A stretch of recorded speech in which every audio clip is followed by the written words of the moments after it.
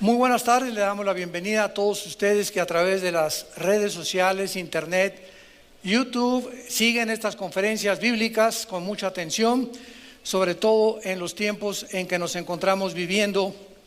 Y hoy voy a compartir un tema titulado El temor de Dios. El temor de Dios. Hace algunos días, todos nosotros fuimos testigos. Para ser exactos, hace 2 días, el pasado viernes, Estados Unidos lanzó una coalición en contra de la nación de Siria, junto con Inglaterra y con Francia, porque hace algunas semanas el presidente Bashar Assad de Siria lanzó otra vez productos químicos contra su mismo pueblo, usando el gas sarín y el cloro, para poder amenazar, intimidar, coercionar al pueblo que no se sigan levantando en contra de él. Había y existe todavía un tratado internacional de armas nucleares y de armas prohibidas firmado por más de 160 naciones, de las cuales hay un Consejo de Seguridad que se llama las Naciones Unidas, que son China, Rusia, Estados Unidos, Francia, Inglaterra, etcétera, etcétera. Y el presidente Assad, pues violando este tratado, usó armas químicas. Y ahora, ayer en las Naciones Unidas, las mismas Naciones Unidas condenaron el uso de armas químicas, por lo cual Estados Unidos con Inglaterra y Francia lanzaron este ataque, no sobre la población, sino sobre las bases donde los satélites detectaron que se encuentran reunidas y amontonadas estas armas químicas. Inmediatamente hemos sido bombardeados, ya se imaginan, con correos de todo el mundo. De Sudamérica, hasta de China nos han mandado correos, del Medio Oriente preguntándonos, ¿es esta la tercera guerra mundial? ¿Qué consecuencias puede acarrear esta intervención militar ahí en el Medio Oriente, donde sabemos que se encuentra una olla hirviendo? Para que tengan rápidamente ustedes un panorama antes de abordar el tema, quiero que noten lo siguiente. En el Medio Oriente se encuentra Rusia, Irán, Irak y Turquía se acaba de unir a esta coalición. China por detrás, no tan enfrente, pero respaldando a esta coalición. Aquí está el Oriente. Y en el Occidente solo tenemos a Estados Unidos, que se encuentra ya en bancarrota económica, porque hace una semana Rusia y China firmaron un acuerdo de ya no comprar el petróleo en dólares, perdón. Desde casi desde la Segunda Guerra Mundial, todas las naciones que quieren comprar petróleo tenían que convertir su moneda en dólares. Ahora ya no. Ahora ya quieren usar yuanes y rublos rusos y tratar de hundir la economía de Estados Unidos, lo cual va a suceder también de acuerdo a las profecías bíblicas. Entonces, si en el occidente ya no está más que Estados Unidos lanzando, como decimos, ¿verdad?, patadas de ahogado, entonces, ¿qué va a suceder en el Medio Oriente? Bueno, de acuerdo a Ezequiel capítulo 38 y 39, este viernes grabamos un noticiero con una edición especial profético. Métanse ustedes a las redes, ya lo subimos desde ayer. Solamente en 2 horas hemos tenido 240,000 visitas. En 2 horas en que subimos el noticiero especial profético, abordando este tema y explicando lo que está pasando. Hace 2700 años la Biblia profetizó que se uniría Rusia con el nombre de Magog, porque los magogitas vienen de los escitas formaron los godos, y los godos es lo que produjo lo que se encuentra ahorita el área geográfica de la Rusia moderna. La Biblia profetizó hace 2700 años que a Rusia se le iba a unir Persia. Persia en 1935 se le cambió el nombre a Irán. Entonces la Biblia menciona las naciones protagonistas del siglo XXI que se encuentran ya en el campo, en el escenario mundial, listas para entrar en acción exactamente en la forma en la que la Biblia las anunció, con cientos de siglos de anticipación por los profetas hebreos. ¿A qué va a llevar todas estas cosas? No sabemos, ¿verdad? Rusia no creo que mande misiles inmediatamente contestando los Estados Unidos. Putin no ha contestado, no ha dicho nada. sabiendo que él es el que respalda totalmente el régimen de Assad en Siria. Irán ahorita está usando este pretexto para atacar a Israel. Entonces ya podríamos nosotros ver que el Medio Oriente se convertiría en el centro del escenario mundial donde tendrá inicio la Tercera Guerra Mundial, tal como este libro lo profetizó hace más de 2700 años. Vivimos un mundo muy cambiante, impredecible, un mundo que está llevando a mucha gente al estrés. El estrés está considerado la enfermedad número 1 del 70% de los problemas mentales y orgánicos, el estrés. Y esto lo confirma la clínica Mayo en Rochester, que es una de las clínicas más conocidas en el mundo, y el Hospital Hopkins en Estados Unidos. El estrés se considera que es el factor 1 en problemas mentales y orgánicos del ser humano del siglo XXI. El ser humano, huracanes, tornados, cae el petróleo, que el peso, quién va a ser el gobernante, esto y el otro, y esto lleva a que perdamos el temor de Dios. Y el temor de Dios es el tema o de los temas más importantes de la Biblia, el más controvertido y el más mal entendido. Quiero que abran sus Biblias en dos pasajes que vamos a usar y tenerlos como base para esta conferencia. Deuteronomio capítulo 5 versículo 29, Deuteronomio 5, 29, y Primera de Pedro 1 del 13 en adelante. Dice Deuteronomio 5 versículo 29. Esto es palabras maravillosas de Dios. ¿Quién diera que tuvieran tal corazón, que me temieran, que guardaran todos los días mis mandamientos, para que a ellos y a sus hijos les fuera bien para siempre? Dios está explotando aquí con signos de admiración. ¿Quién diera que pudieras entender que si tú temes a Dios, te va a ir bien en la vida? Y no solamente te va a ir bien en la vida, también les va a ir bien a tus hijos.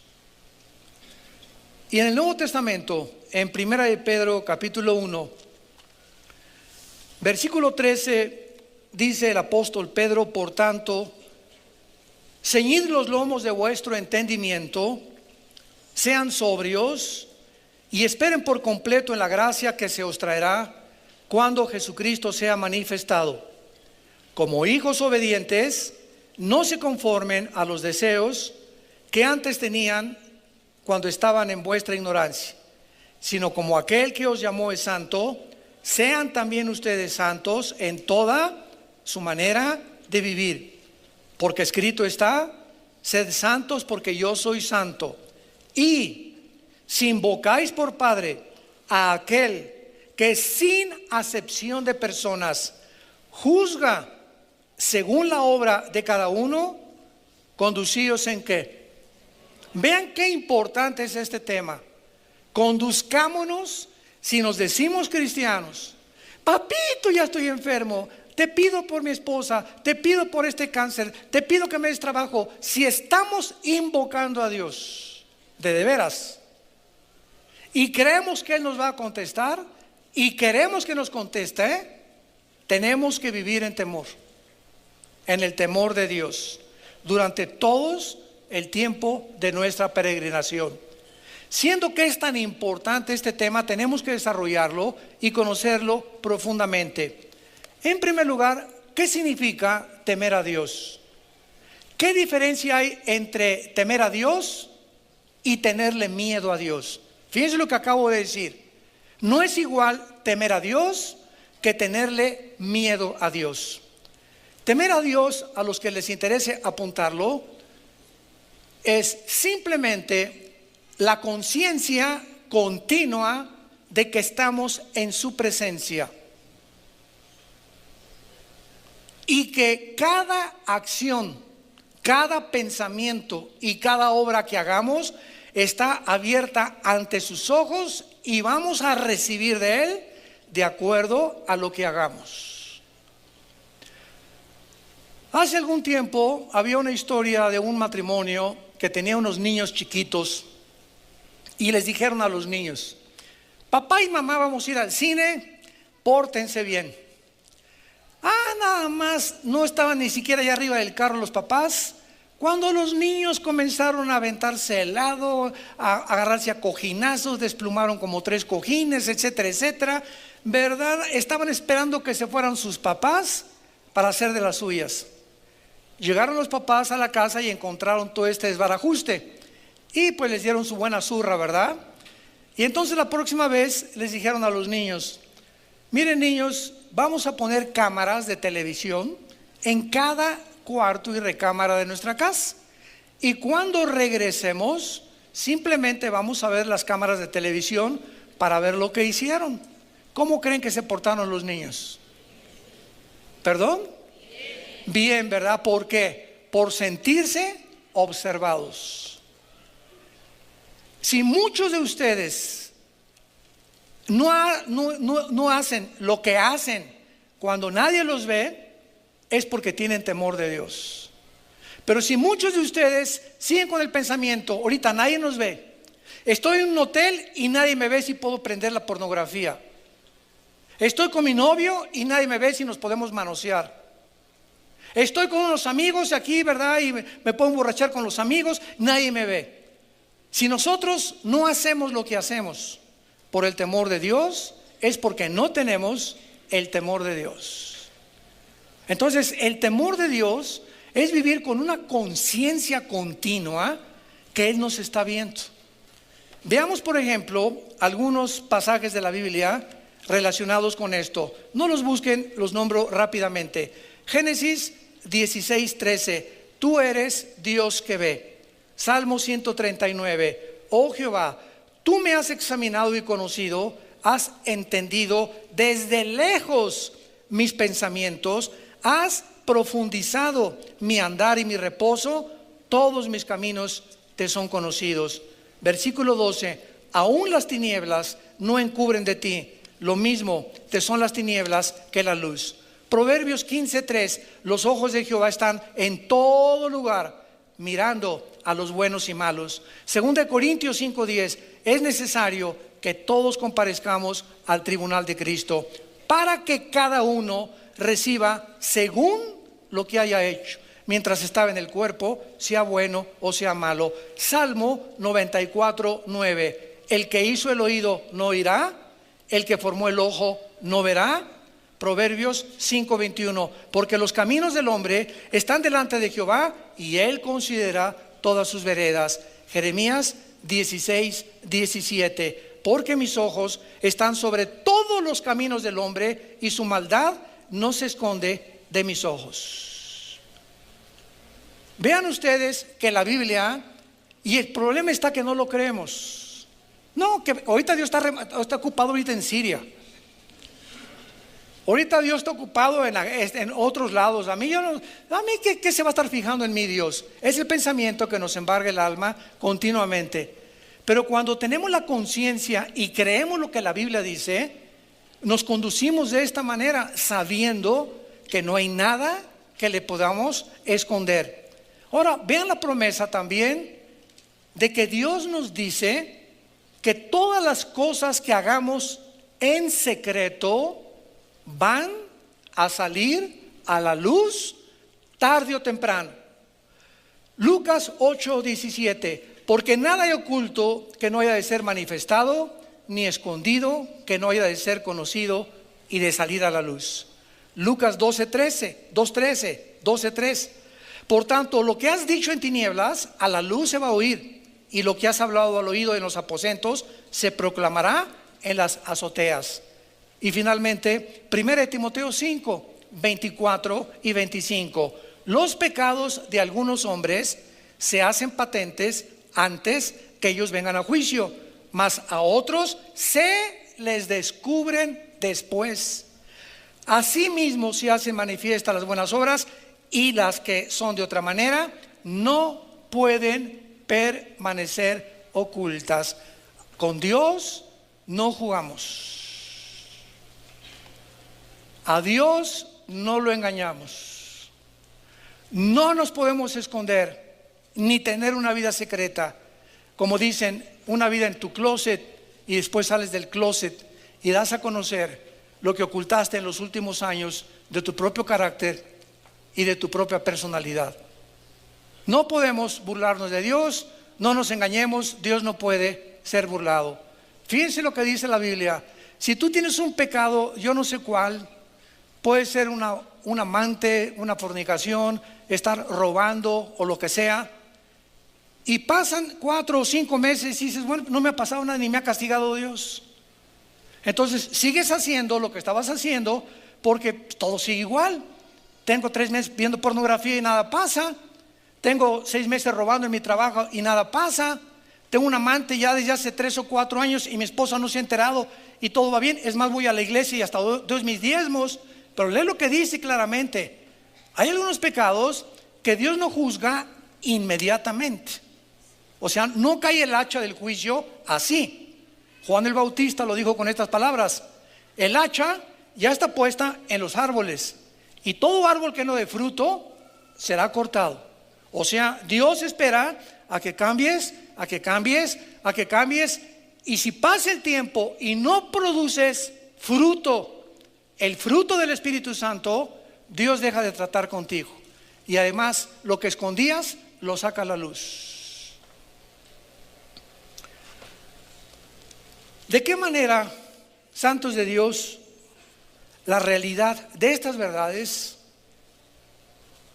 debería cambiar nuestra vida diaria? ¿Qué pensamientos debes de comenzar ya a cambiar sabiendo que los mismos pensamientos que tienes, Dios los está leyendo? Tú puedes estar sentado aquí y viendo a otra mujer y echándole el ojo, y Dios sabe a quién estás mirando. A Él no lo engañas. Y todo tiene un registro en los libros de Dios. ¿Qué palabras deberías ya de dejar de hablar? Sabiendo que Dios escucha todo lo que decimos y a quién criticamos. ¿Qué actos o qué obras deberías ya de dejar de hacer? ¿Qué actitudes deberíamos de reconocer? ¿Qué motivos o pensamientos deberíamos de purificar a través de nuestra vida y de nuestro arrepentimiento? Y finalmente, ¿qué revistas, qué videos y qué películas deberíamos ya de dejar de ver? Sabiendo que hay un Dios que no hace excepción de personas. Cuando nosotros nos conducimos de esta manera, es precisamente lo que se llama la santidad. El estarnos continuamente limpiando, purificando, sacando del cochinero la amargura, el rencor, todo aquello del pasado, para no bloquear la gracia de Dios y para que el día de mañana sea mejor. Porque Dios siempre tiene lo mejor adelante de nosotros. Siempre lo mejor de tu vida y lo mejor de mi vida no está ahorita ni atrás, está delante de nosotros. No nos imaginamos hasta dónde Dios nos quiere bendecir. ¿Quién diera, dice en Deuteronomio, que tuvieran tal corazón, que me obedecieran para que les fuera bien a ellos y a sus hijos? Veamos ahora a continuación por qué es tan importante este temor de Dios en nuestra vida. Número 1, en Romanos capítulo 3, versículo 18, dice la Biblia que el ser humano a nuestro alrededor, o sea, los que no son cristianos, hacen lo que hacen, viven como viven, transan como transan, adulteran como adulteran, roban como roban, mienten como mienten, simplemente porque no tienen el temor de Dios. Dice Romanos 3, versículo 18, no hay temor de Dios delante de sus ojos. Porque si tuvieran el temor de Dios, no harían, vuelvo a repetir, lo que hacen.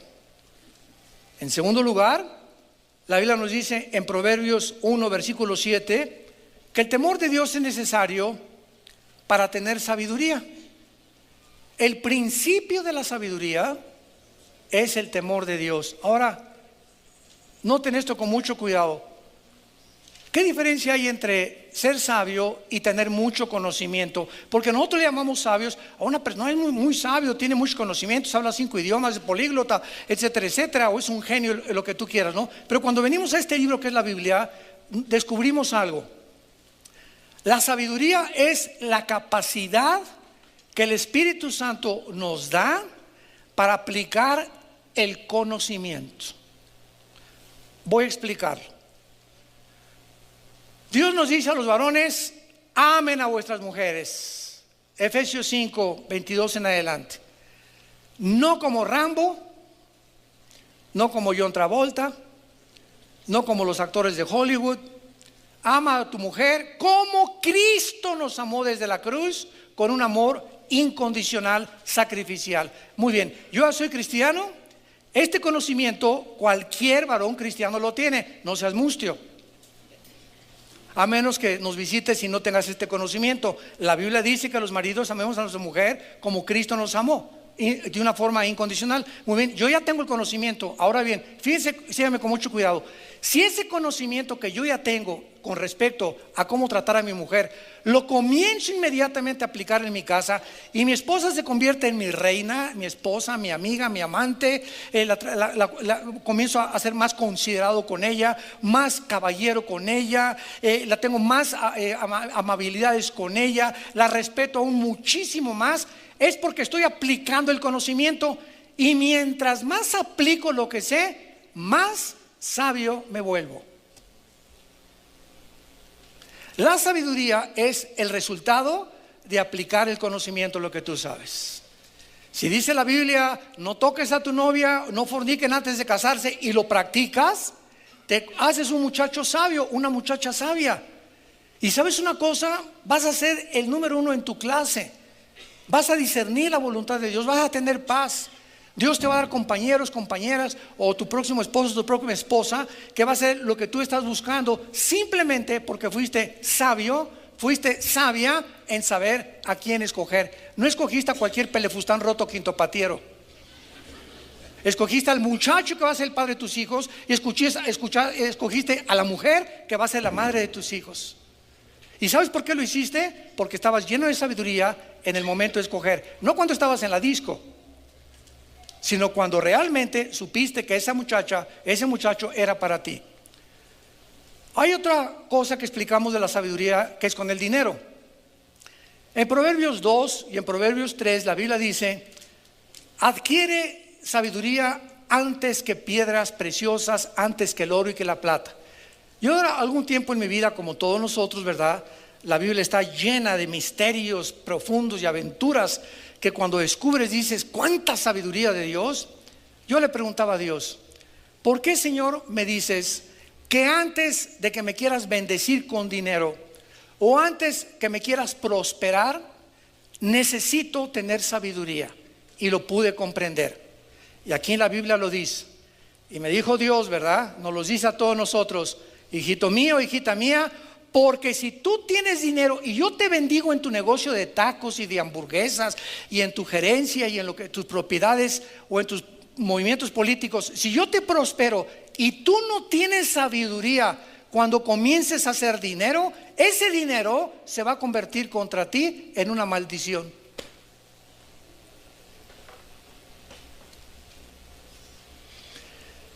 Se va a convertir, en lugar de una bendición, en una maldición. Tú creías que ganar ya 30,000 pesos más o 100,000 pesos más, o que te subieron y subiste de puesto y fuiste Miss México y fuiste político a través de engaños, de regalar tu cuerpo, de vender tus convicciones cristianas. ¿Sabes una cosa? Voy a dejar que seas político, voy a dejar que seas presidente, voy a dejar que tengas esa mujer, voy a dejar que tengas esa casa, pero ya que la tengas, se va a convertir en una maldición. ¿Y sabes qué significa esto? Que nunca podrás disfrutar lo que tú querías. Eclesiastés capítulo 6, versículo 1 y versículo 2.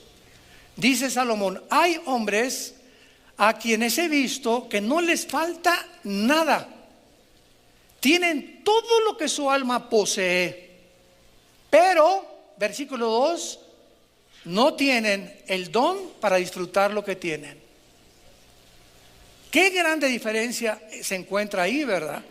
El hecho que tú tengas bienes materiales no significa que los estés disfrutando, porque no podemos disfrutar nada en la vida sin la bendición de Dios.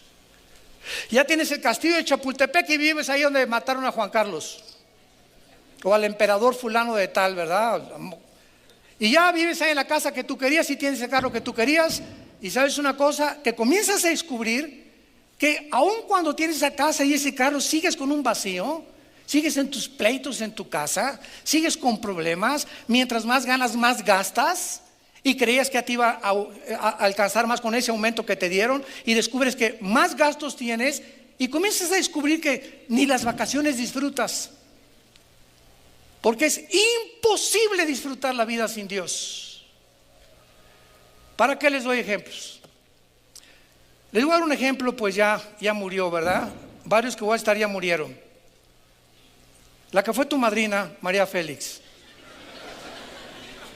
Hoy en la mañana estaba yo buscando unas cosas en internet, informándome cómo van las cosas en Medio Oriente, y pasaron ahí un video rapidísimo de recordando a María Félix.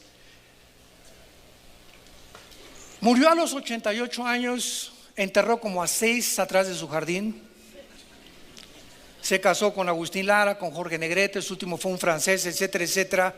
Pero lo que más me llamó la atención, que fue considerada la mujer más bella del mundo, porque se fue a Hollywood de Europa, su último marido fue un francés, tuvo un solo hijo, Enrique Álvarez Félix, etcétera, etcétera. Pero me llamó la atención la forma en la que ella comenzó a ver la vida. ¿Y saben ustedes cuál era su principal frase de ella? Ámate a ti mismo, no te preocupes por los demás. ¡Qué barbaridad! Completamente lo contrario a lo que Jesús vino al mundo a decirnos. Mientras más te ames a ti mismo, menos debes de importarte por los demás para ser más feliz. Y sabemos, ¿verdad?, que todavía años antes de morir prohibió que nadie la viera, y cuando se murió prohibió que levantaran su ataúd, porque no soportó al llegar a los 55 años, 60 años de edad, que levantaba la mano y se le levantaba la patita. 12 cirugías plásticas, 12 cirugías plásticas. Vivió en una cárcel, no le importaban los hombres. A mí no me importa ninguno me satisface. Dice, mientras yo viva para mí, nunca sufriré por los hombres. Y tal como lo dijo, ¿verdad? Nunca sufrió, a todos los enterró. Entonces, me llamó mucho la atención eso, porque yo le comentaba a mi esposo en la mañana, fíjate nada más, esto es algo que muchas mujeres anhelan, ¿no? Quiero ser la más bonita de mi clase. El otro día también leí un artículo sobre las, ¿cómo se llama esa? Secret, ¿cómo se llama de Secret? Victoria's Secret, que escogen a las mujeres más lindas del mundo, menores de 25 años de edad. Y leí un artículo que sacaron también, que es increíble la envidia y el odio que entre ellas se tienen. No soportan cuando invitan a otra que sea más bonita que la que estaba antes, y se llenan hasta comienzan a tomar pastillas tranquilizantes y acaban en drogas. No soportan que alguien compita en su belleza con ellas. Es una guerra por la belleza entre ellas impresionante, y las vemos todas aquí, ¿no? ¿Y a cuántos de ustedes les estoy viendo la cara de mustios, verdad, que tienen? Que andan viendo la cosa de Victoria's Secret. Y todo el mundo las considera guapísimas, elegantísimas. ¿Cómo acaban ellas? El último concurso mundial de belleza, el 63% de las concursantes, el 63% en el último Congreso Mundial de Belleza se habían operado. Muchachas de menos de 23 años, 24 años. Cuando los músculos de tu cara, de tu quijada no están todavía fijos, te jalas ahorita y a los 30 años se te va a hacer así, a los 35 así, a los 40 vas a estar así y vas a parecer Buda.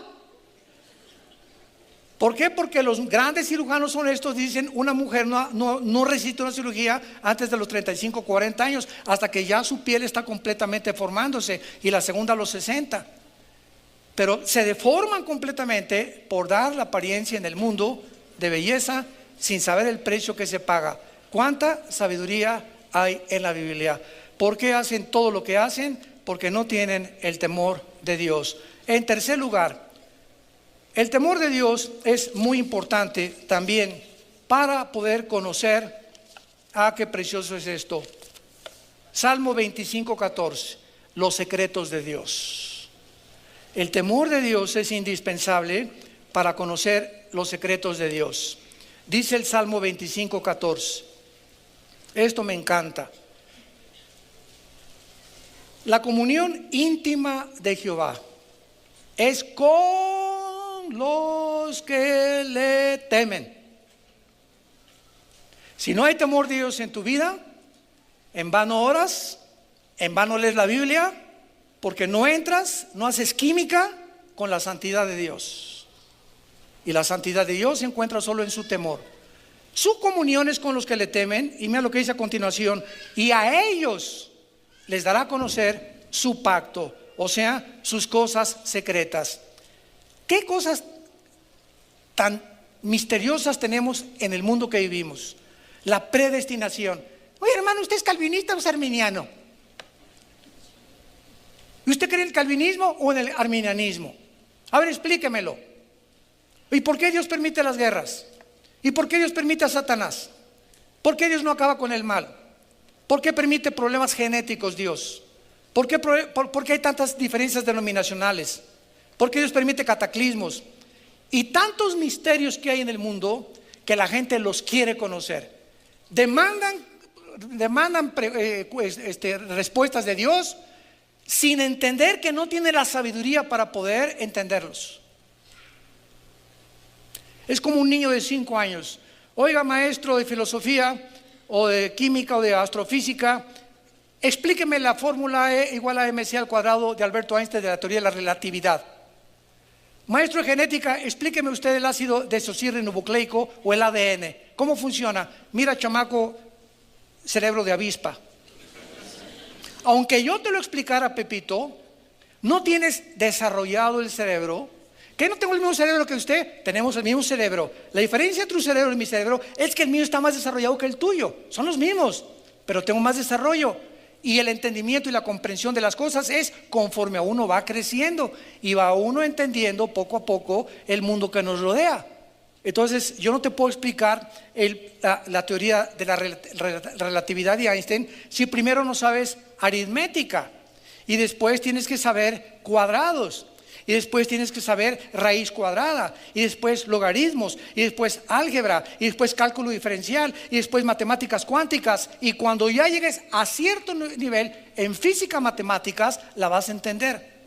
Lo mismo que la genética. Así es la dimensión espiritual santos de Dios.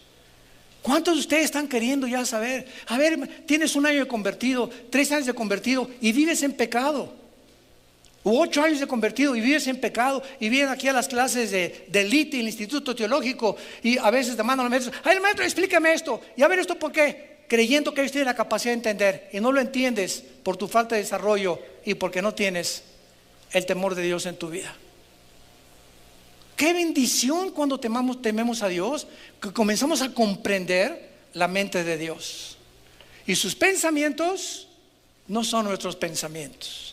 Él no piensa como nosotros pensamos. Y sus caminos de Dios, la forma como Él actúa, no es la forma como nosotros actuamos normal y naturalmente. Así como los cielos son más altos que la tierra, así Dios piensa diferente a nosotros. Y si queremos alcanzar sus pensamientos, ¿quién nos tiene que subir a la mente de Dios? El Espíritu Santo. Y sin santidad no subes. 10 años en Cristo, 15 años en Cristo, y aquí estás cuando deberías de estar ya afuera de la estratosfera espiritual, conociendo y entendiendo más. Y mientras más subimos y más entendemos, más condición tenemos para ayudar al mundo, explicar al mundo, bendecir a nuestra familia. Más paz tenemos, más seguridad, nada nos asusta, no tenemos temor de nada.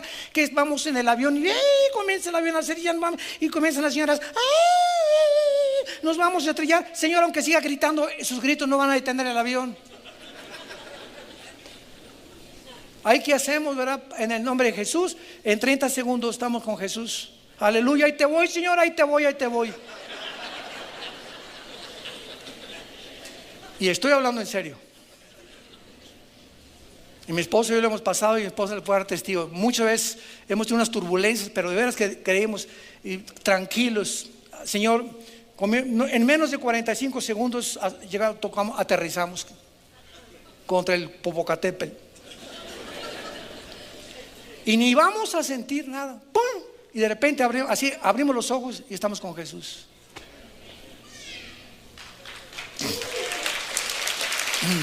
Muy bien.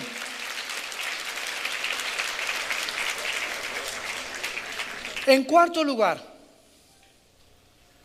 el temor de Dios es importante para no vivir atormentado por el temor del mundo, del diablo, de las condiciones económicas, etcétera, etcétera. Salmo 34, versículo 4. Busqué a Jehová y él me oyó y me libró de todos mis temores. Proverbios 28, versículo 1. ¿Cuánta sabiduría de la Biblia? Huye el impío sin que nadie lo persiga, mas el justo está confiado como un león. A esto que fue escrito hace 2000 años, la psicología moderna bautizó con el nombre de paranoia. Una persona paranoica, de acuerdo a la psicología moderna, es la persona que tiene temor de todo: subirse al avión, tengo miedo de la gente, antisociable, me voy a morir, y si se muere mi esposo, ¿qué voy a quedar sin seguro social? No nos vamos a quedar sin herencia. Siempre la persona paranoica, o sea, una persona que está siempre enfocándose hacia lo que va a pasar y todavía no ha sucedido, es una persona atormentada. Porque es tormento del alma. Oye, pero todavía no se muere el viejo. Tranquila, cocolina. Todavía no ha pasado eso, tus hijos todavía no ha pasado eso. Nos adelantamos por nuestros temores, que no es el temor de Dios, a las circunstancias, y las circunstancias nos atormentan. Dice en primera de Juan 4:18, en el amor no hay temor, porque el perfecto amor echa fuera el temor, de donde el que vive con temores vive atormentado, porque el temor es tormento del alma. Toda la Biblia es una consistencia impresionante de pensamiento, tanto de los escritores del Antiguo como del Nuevo Testamento. El temor de Dios nos va a librar de vivir atormentados. Y quiero decirles que el temor, no el de Dios, el temor que manifestamos por las circunstancias, por la incredulidad de que Dios ya no nos guarda ni nos va a guardar, es el arma más efectiva y más poderosa y más destructiva que el diablo usa contra nosotros. ¿Y sabes por qué? Porque Dios no nos ha dado un espíritu de temor. 1 Timoteo capítulo 1. Sino de poder, de amor y dominio propio. ¿Sabías tú que el temor paraliza? El temor te impide proyectarte hacia adelante. El temor congela el alma. Les voy a dar un ejemplo. Son las 2 de la mañana en tu casa y estás, y de repente oyes,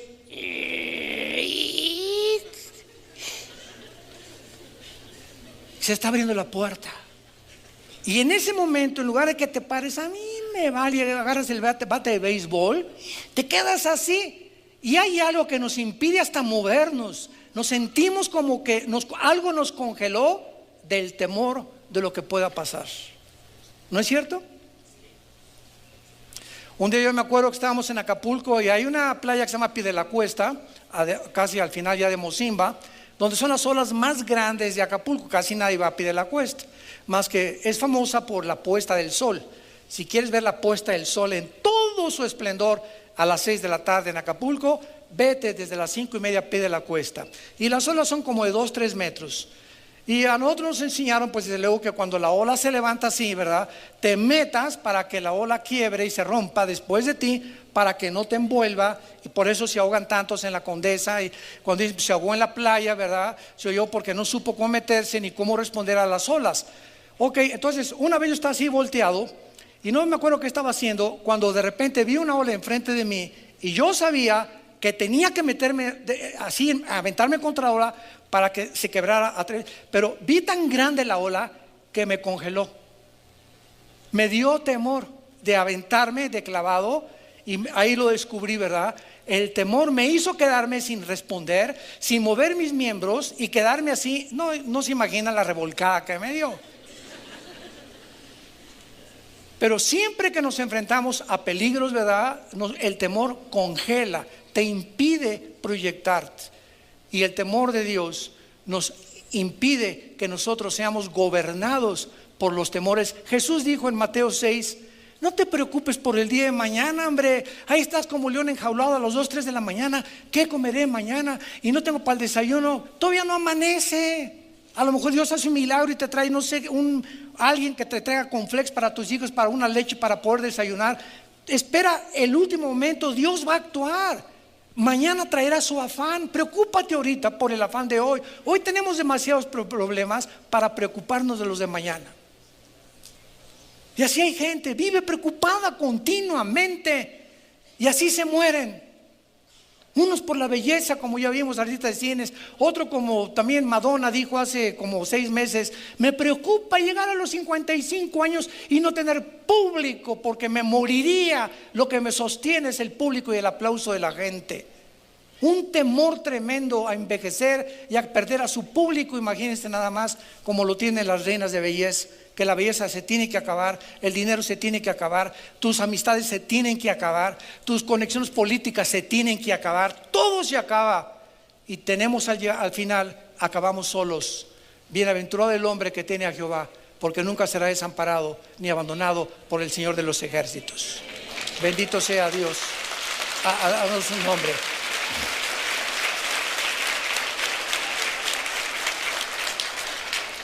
En penúltimo lugar, en 2 Corintios 7, versículo 1, en penúltimo lugar, el temor de Dios es importante,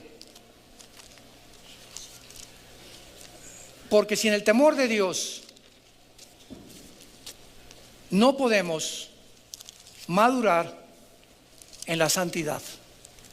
2 Corintios 7, versículo 1. Así que, amados, puesto que tenemos tales promesas, limpiémonos de toda contaminación de carne y de espíritu, perfeccionando la santidad. ¿En qué? En el temor de Dios. Sin este temor no creces. Sin este temor de Dios en tu vida, si no estás consciente de toda la presencia de Dios en tus caminos, día y noche, en tus pensamientos, y sigues haciendo lo que sigues haciendo y estás haciendo porque nadie te ve, porque ese es tu pensamiento: nadie me ve, los seres humanos. Porque si realmente yo estoy consciente que Dios me ve, oye, yo no trato a mi novia como lo hago cuando estoy sentada en el carro solo con ella una noche en un estacionamiento. Yo no sintonizo las películas cuando solo un hotel, que sintonizo cuando yo sé que Dios me está viendo. Yo no robo a escondidas, ni me escondo. ¿Por qué? Porque sé que Dios me está viendo y los hombres no me están viendo. Pero si yo tuviera el temor de Dios, no haría lo que hacemos cuando estamos solos. Porque es cuando estamos solos y cuando nadie nos ve donde se demuestra a Dios que le tememos. Y mientras no hay esa conciencia en tu vida y la comiences desde este momento ya alimentar, no vas a crecer en santidad. Y si no creces en santidad, no creces en bendiciones. Y si no creces en bendiciones, creces atormentado, atormentada, con rencores, con amarguras, con esto y con el otro. Nunca estarás contento con lo que tienes, ni donde vives, ni a dónde viajas, ni con quién estás casado, ni quiénes son tus hijos, ni nada. ¿Por qué? Porque no hay contentamiento más que a través del temor de Dios. Y terminamos en Hebreos capítulo 4. Hebreos capítulo 4. Y sin el temor de Dios no podemos entrar al reposo de Dios. Dice Hebreos capítulo 4, versículo 3, del 1 al 3. Vean ustedes la primera palabra que se usa, temamos. Qué increíble. Y no está hablando temamos del diablo, temamos de los temblores, temamos de las circunstancias. Está hablando del temor de Dios.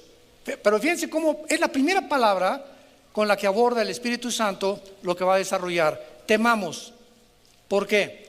Pues no sea que permaneciendo aún la promesa de entrar en su reposo, algunos de ustedes parezca que no lo han alcanzado.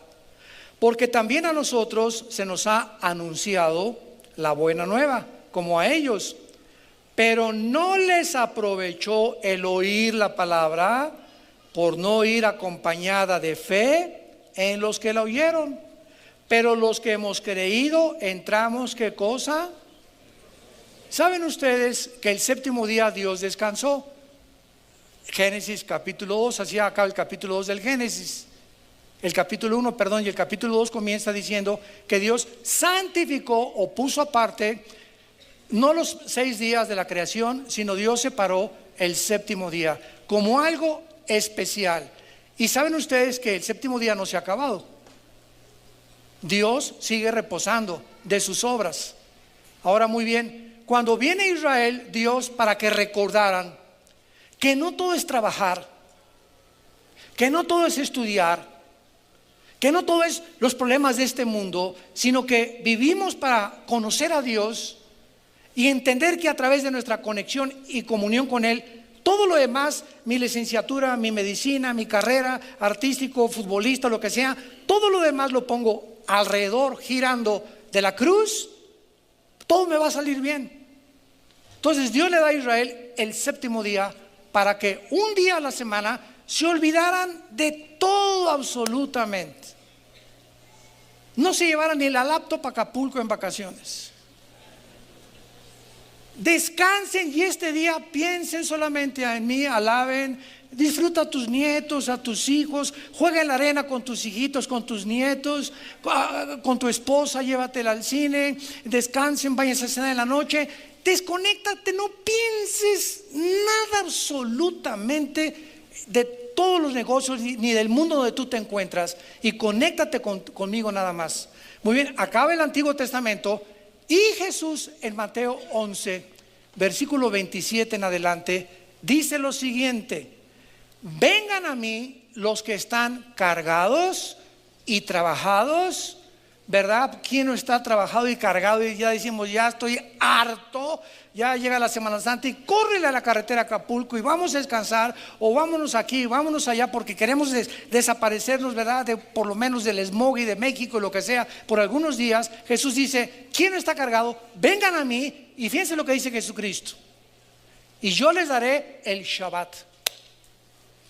El descanso que le di a Israel, ahora los que vengan a mí se los doy diario, diario.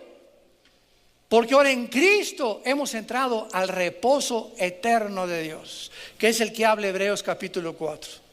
Una vez llegó una persona que aprecio mucho y él pertenece a un grupo que se llaman los sabáticos o los del séptimo día. Es un grupo de pseudo cristianos, y les llamo pseudo cristianos porque no lo son, ya que ellos imponen la ley todavía.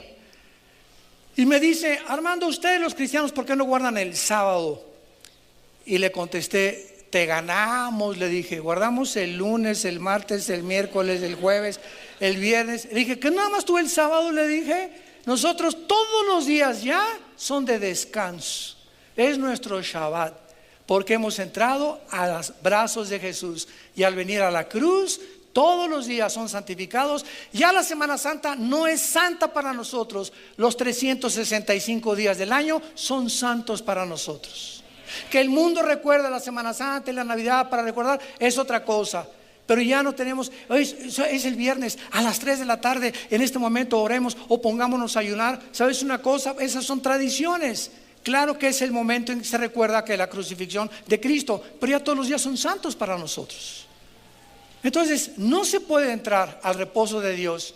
No podemos llegar a la casa en la noche, por ejemplo, y estar lleno de broncas. ¿Quién no está lleno de broncas? Le debes a aquel y te anda buscando por acá. ¿Y quién puede llegar a la casa en la noche y de repente me olvido y ¡plum!, me aprieto algo aquí y me bloqueo con todo y comienzo a roncar como un bebé? A la única que voy a molestar va a ser a mi esposo. Pero voy a dormir mis 8 horas y no me voy a levantar a las 2 de la mañana como un león enjaulado. ¿Y qué haré con esto? Y este problema, etcétera, etcétera. Porque me voy a la cama como hijo de Dios, sabiendo que los problemas de mañana no están en mi capacidad de resolverlos, sino en las manos de Dios. No me voy a atormentar una noche pensando en mis problemas cuando Dios demanda que duerma mínimo mis 8 horas. Y si no duermo mis 8 horas y no soy una persona que tiene disciplina para dormir, vivo atormentado y no funciono ni física ni mentalmente igual.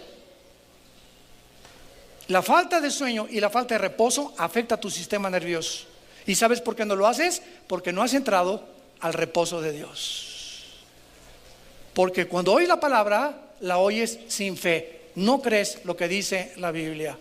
No has venido a la cruz a dejar todas tus ansiedades delante de Él. Si hay alguna persona que me escuche en esta tarde y tienes problemas y lo estás cargando, es porque no los has dejado en la cruz. Dios, tú quieres cargar con tus problemas, pero la Biblia dice, echando toda nuestra ansiedad, 1 Pedro 5:7, sobre de Él. Señor, ahí está mi hija, yo no la voy a cambiar. Ahí está este negocio, me buscan mis enemigos, no los voy a cambiar. Señor, tengo todo en tus manos, tú estás al control de todo, Señor. Yo me duermo como un pajarito, pío, pío, pío en la noche, con mis pajaritos y con mis gusanitos. Tú los provees para mañana y me duermo tranquilo y me levanto, aleluya, gloria a Dios. Y aunque me aderezas mesa de mí en presencia de mis angustiadores. Es lo que significa el Salmo 23. David estaba lleno de enemigos, pero se sentaba a desayunar con su familia, se sentaba a comer con su familia y se sentaba a cenar con su familia en paz. Aderezas mesa delante de mí, puedo comer con 1000 problemas, pero mis alimentos con mi familia son santos. Y en la comida no me voy a preocupar de nada más que del chivo, las tlayudas, el pozole, la birria, reírme con mi esposa, con mis hijos, porque ese momento es inigualable. El tiempo con nuestra familia nunca lo volvemos a recuperar. Y es el tiempo más lindo que Dios nos ha dado. Gloria a Dios. Padre, te damos gracias por tu palabra. La exposición de tu palabra alumbra nuestros ojos, nos ilumina, nos sitúa, nos coloca, nos establece en la seguridad de tus promesas. En tu paz tendremos la paz, en tu luz veremos la luz. Bienaventurado el hombre que teme a Jehová, porque saldrá bien en todo. Bienaventurados los que tienen conciencia continua, que vivimos delante de un Dios ante cuyas obras nuestras están desnudas delante de Él. No hay nada que le podamos ocultar, nada. Él conoce los pensamientos más recónditos y más profundos de nuestra alma. Sean santos porque yo soy santo, dice el Señor. Y si me invocan por Padre, y cuando oras me dices, Padre Santo que estás en los cielos, condúcete en temor. No te olvides de mi temor, dice el Señor. El temor de Dios nos acerca a Él. El tener miedo de Dios nos aleja de Él. Esa es la diferencia.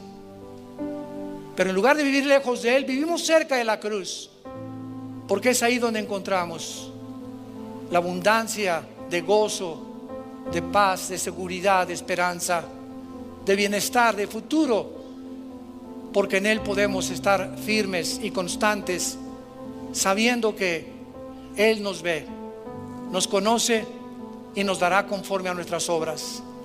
Padre, bendecimos tu palabra. Y si tú en esta mañana, o los que nos oyen a través de las redes sociales, aún no tienen esta paz, este temor de Dios en su corazón y se dicen cristianos, arrepiéntete. Arrepiéntete, porque este temor no lo tienes por tu incredulidad, porque no va acompañada con la fe. Cuando oyes la palabra, no practicas ni crees realmente que es verdad, y eso te seguirá viviendo o llevando una vida de tormento de tu alma. Arrepiéntete, pídele perdón a Dios y dile: Señor, creo que en esa cruz pagaste con tu sangre por mis pecados, que a los 3 días resucitaste de entre los muertos, y te pido que entres a mi corazón en este instante como mi Señor y mi Salvador, en el nombre de Jesús. Aleluya, porque Él vive. Él vive. Él vive. Gracias, Jesús. Y créanmelo, se los digo con todo mi corazón, más rápido de lo que pensamos nos vamos con Él. Ya se oyen sus pasos en el cielo, ya viene por nosotros. Se va a acabar ya todo. Vivamos para Él. Nos ponemos de pie.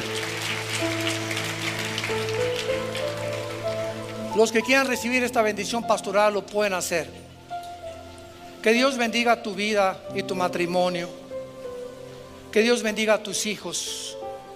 Que Dios bendiga el fruto que llevas en tu vientre ahora, para que esa criatura nazca en medio de un hogar cristiano, educado en el temor de Dios.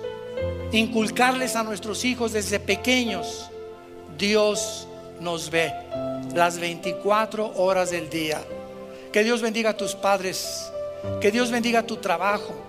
Que puedas ser lleno del conocimiento y el espíritu de sabiduría, de inteligencia y conocimiento espiritual, para que apruebes siempre lo mejor y permanezcas firme en la esperanza a la que todos hemos sido llamados, para no avergonzarnos en su venida.